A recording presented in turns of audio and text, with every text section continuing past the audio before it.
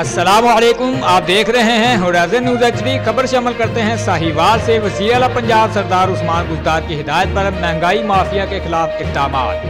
Commissioner बहादुर अली काजी और deputy commissioner Wajid Ali Shah का सब्जी फ्रूट मंडी का दौरा।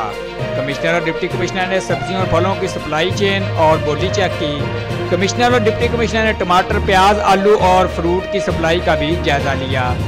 अवाम की जेबों पर डाका डालने वाले कमीशन माफिया के बुरे दिन आ गए। हुकूमत पंजाब ने महंगाई का जिन बोतल में बंद करने का टास्क दिया है। बहादुर अली काजी मंडी से आम मार्केट तक रेट्स में गैर मामूली इजाफा नहीं होने देंगे। बड़े मुनाफाखोरों और जखीरा अंदोजों के नेटवर्क को ट्रेस कर लिया। आम आदमी को रिलीफ देने के लिए बोली के निज़ाम की कड़ी निगरानी की जा रही है। रिपोर्ट महबूब चौधरी, सरपरस्त आला, होराइज़न न्यूज़ HD।